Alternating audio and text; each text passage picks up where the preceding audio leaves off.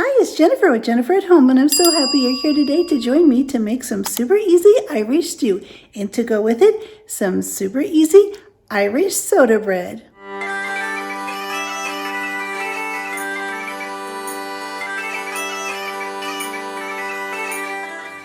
Several years ago, my husband Alan and I went to Ireland on a little trip. We had so much fun, and it was just delightful. We went to a little pub where they served a really wonderful Irish stew, and they also served with it an Irish soda bread.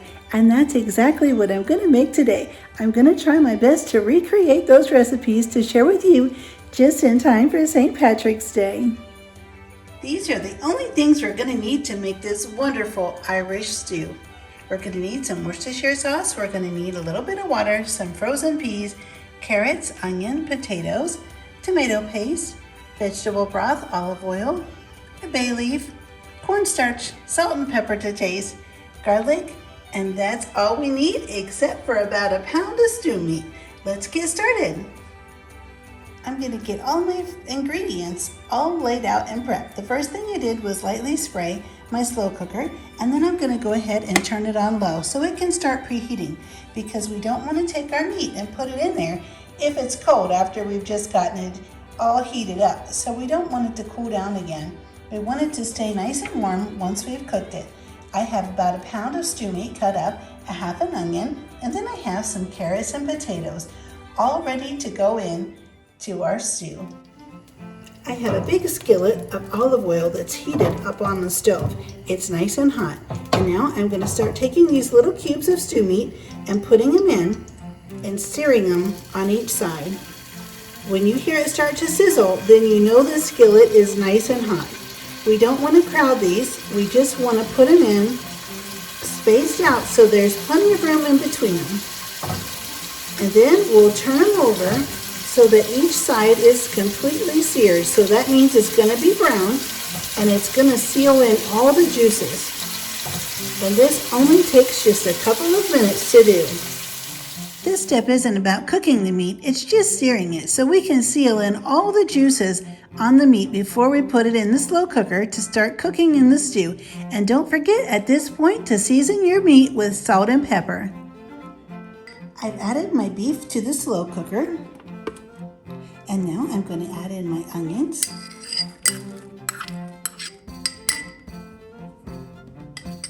And then my potatoes and carrots.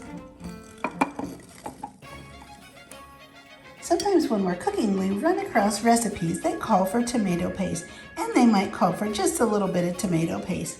I was so excited to find this tomato paste that comes in a tube, because now I can open it and use just what I need to and put the rest in the refrigerator.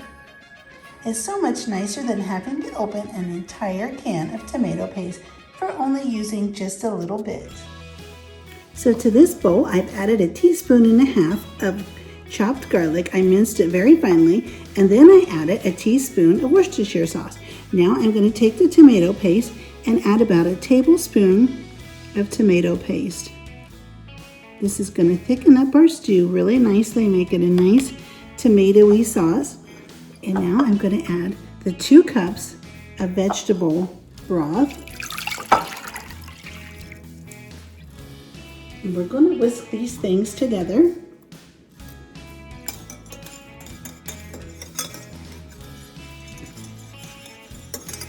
And now we're going to add the cornstarch. The cornstarch is going to make this really nice and thick. And we're going to add about 1.5 tablespoons. And we're going to add this to the water that we set aside earlier. We don't want to add it to a large quantity of anything else because we want to make sure that it mixes up really nicely. And I just have a spoon here, and I'm just going to mix this up so that we make sure we don't have any lumps, because once we put this in with something else, if it happens to be lumpy, then we'll never get those lumps out. So I'm just going to whisk it up here with a little spoon and make sure that I don't have any lumps in this cornstarch. Okay, and now that this is done, I'm just going to add this to our other liquids and mix it in really well.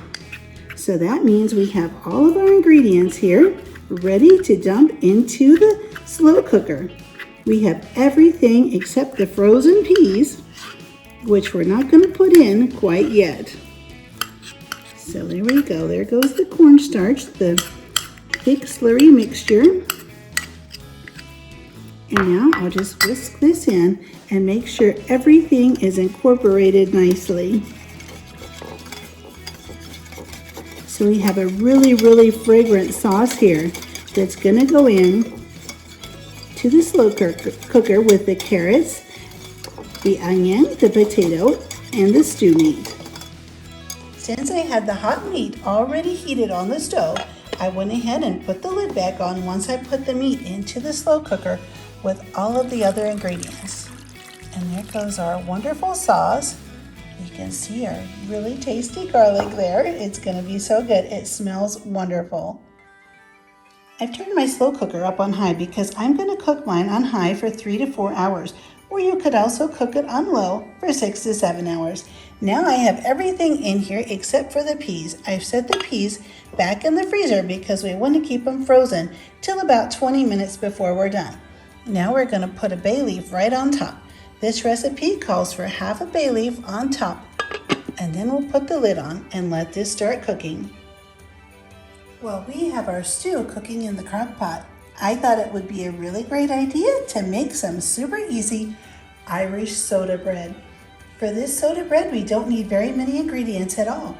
We only need 1 cup of milk, 2 tablespoons of distilled white vinegar, 2 cups of all-purpose flour, 1 tablespoon of sugar, a half a teaspoon of salt, and a half a teaspoon of baking soda. Let me show you how easy it is to put together this Irish soda bread. The number one thing we have to do is take the white distilled vinegar and we're going to mix in the 1 cup of milk. We're going to let this sit for about 10 minutes. It'll take just about that time for the milk to be curdled. I'll show you what it looks like in about 10 minutes once the reaction has taken place. The milk and vinegar have been sitting for about 10 minutes now, and you can see how grainy it is.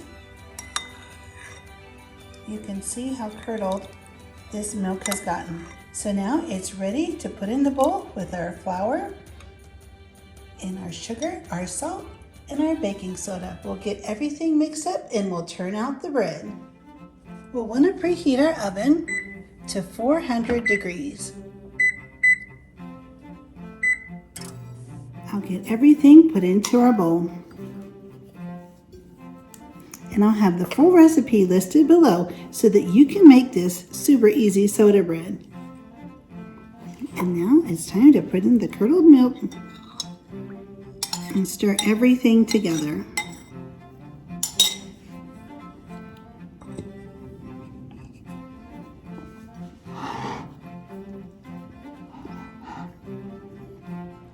Now that our dough has come together, let's turn it out onto the cutting board with some flour and knead it a few times and put it on our pan and get it ready to bake.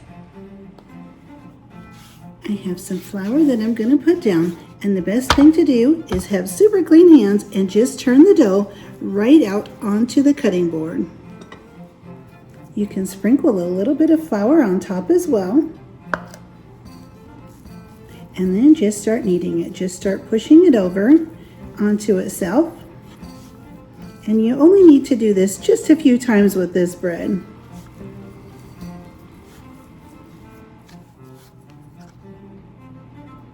Add a little more flour if you need to, if it gets too sticky.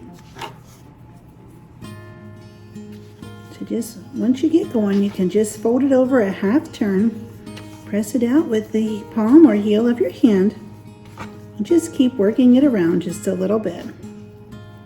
Once you have it all incorporated together, we're going to make sure it's in a ball, then we'll put it on our baking sheet. After you get the bread all rolled into a nice ball and you've kneaded it several times, now just put it on a baking tray with parchment paper. And I'm going to take a sharp knife And I'm just going to make an X right on the top of the bread. And this will help the bread to keep its shape. And there we have it. It's time to put it into the 400-degree preheated oven.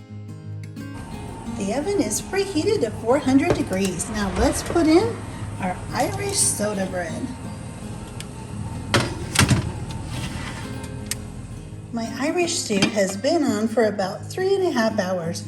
I'm going to take off the lid and go ahead and remove the bay leaf, and we'll throw that away. And then I'm going to add in the peas. I'm just going to stir the peas in and let this stew cook for about 20 to 30 more minutes until the frozen peas are done, and then it'll be ready to serve. And here's how the Irish stew turned out in the Irish soda bread. I hope you enjoyed these recipes. I hope you realize just how easy they are to create and just how delicious they will be. We had so much fun touring Ireland, and this will be such a happy, fun memory for St. Patrick's Day. I would love for you to subscribe if you haven't already, and be sure to click the bell, and don't forget to hit the thumbs up button, and I'll see you next time.